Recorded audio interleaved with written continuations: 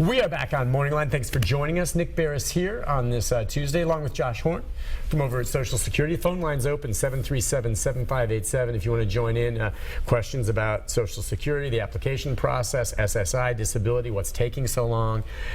And it does take time sometimes when you apply for benefits. All right, the number's open. Let's get back to the lines. And I think waiting through the break, next up is Marcia. Hi, Marcia. Hi, how are you guys? Good morning. Good. Good morning. I'm currently in the process, and I've been denied For disability. for disability. Okay. And also I have, my appeal was also denied, so now I'm in the process to get a date with the judge. Really, my concern is I have several different things going on. The main thing is that I have severe psoriasis and also the arthritis that goes along with that. That really affects every joint in my body. When my initial denial came in, it mentioned the arthritis, but it also said that it wasn't, I guess, bad enough right now for them to approve on that. But then in the end of the letter, it says, if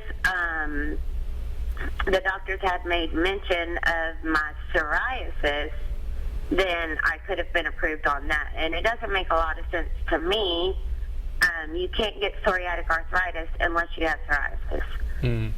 So that's kind of my question is, that didn't make any sense to me, and we're still just kind of in limbo.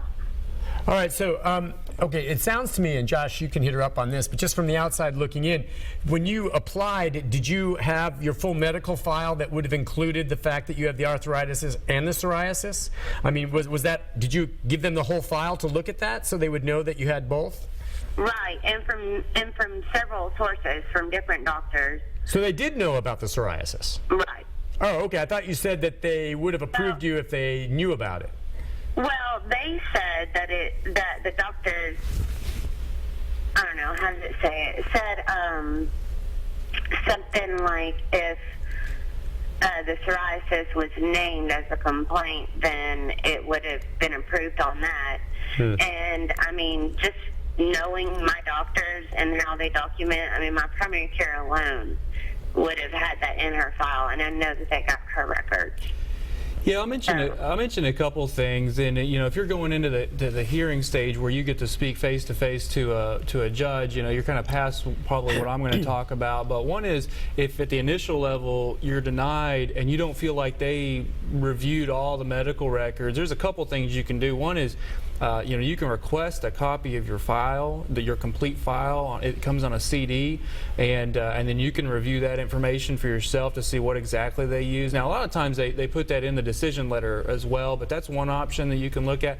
But if they make a comment like, well, if there would have been a mention of psoriasis in the report, and that there was one, I mean, that is something that you can include when you send in the reconsideration. A lot of times folks just kind of very quickly fill out the reconsideration paperwork. I don't know if you did this or not, but I know some people just very quickly fill it out, but they don't actually write why they disagree with the decision. They just say, well, I'm disabled. Well, I mean, if you feel like they didn't consider something, put that in there. You didn't consider this or this, or you wrote this into the decision, and maybe that'll have the examiner that looks at your reconsideration, catch his or her attention. And of course, if you're looking at the hearing stage, that's when you actually get to go before a judge and speak face to face to him. Makes a little bit of difference there. That's why we see more cases approved at the hearings level rather than the reconsideration level. When did you first apply, Marcia? How long ago?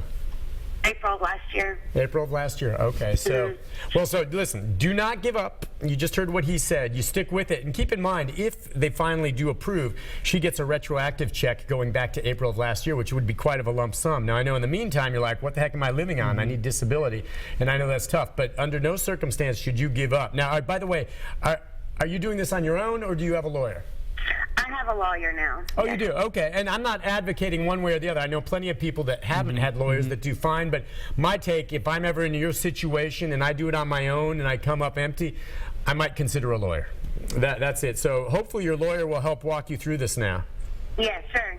Okay, listen, don't give up, and thank you for your call on that. By the way, if you would remind folks, obviously if you're applying for disability, you can't afford to pay a lawyer up front. Talk about how the lawyers work. So basically, the lawyer gets paid out of your retroactive pay. As Nick mentioned a second ago, we protect you back to the first point that you contact. So if you call us today and say, I want an appointment for disability benefits, it may take you 2 or 3 weeks to get in for an appointment, and then it may take several months. And if you go to the hearings level, it may take you a year or so to get approved. And once you're approved, though, we can protect you all the way back to when you first contact us and pay you for that. So that's, and then the lawyer gets paid out of whatever that back pay is. It is. And so then it's the lesser of $6,000 or 25%. 25% or $6,000. And yeah, when you're saying, wow, that's a chunk of change, well, keep in mind, sometimes the lump sum can be several $1,000s, and if the lawyer makes a difference, getting something's better than nothing.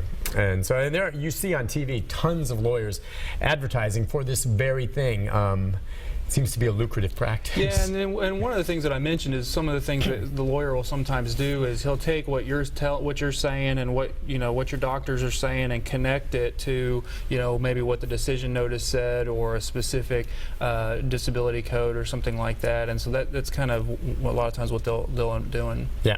All right. Listen, Joe just mentioned it earlier about how this year we actually stepped back in life expectancy. And I just did a quick check just before we get back to the phone lines. And by the way, they're still open. We've got some more calls coming up. But it says in the United States, overall life expectancy did go down a little bit this past year. It's the first time in over a decade the life expectancy has gone down. For men, it's gone from, in the United States, 76.5 years to 76.3 years. All right, not a radical difference there, but it went down, which is the first time in a decade that has. For women, by the way, who live much longer, it dropped as well from 81.3 years to 81.2 years. The significance, again, that, and they're pointing to heart disease, cancer, things like this, access to medical care as being some of the reasons why, for the first time, some people are living, less than we have. And in the United States, again, very high standard of living here. You would hope we would continue to keep going up. Let's go next phone line to Kenny. Kenny, good morning. Good morning. Hey. How are you all? Good. How can we help you? I would like to ask your guest, what does he think the likelihood is of Congress,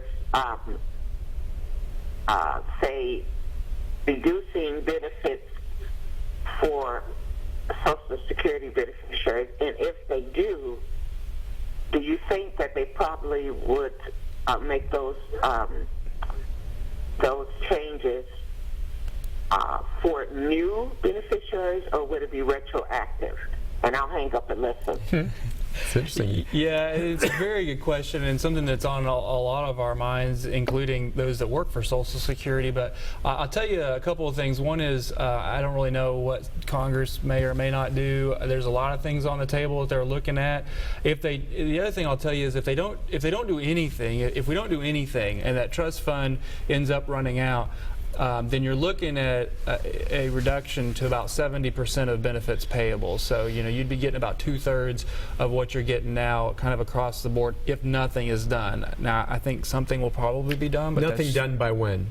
What is the guesstimate? How many years? The date keeps changing. I mean, we're looking at still, I think it was in the 2030s or something like that is what they were looking at here.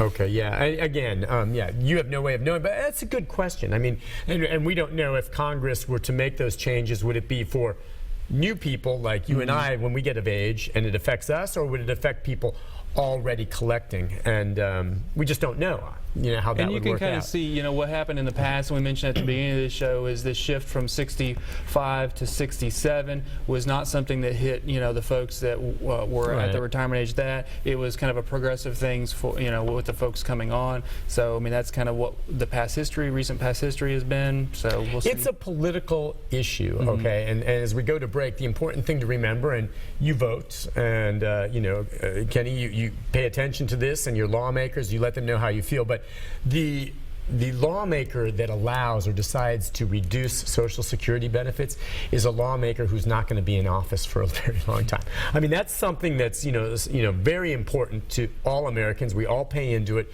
and we will expect them to address it somehow and make it so that we continue to get what we deserve and what we paid into it. And so I think most lawmakers will make some tough decisions, but cutting it, like I said, you do that and you're my lawmaker, you're gone. I ain't voting for you. We're taking a break. We'll be back with more of your phone calls. We've got some lines open, 737-7587, right after this.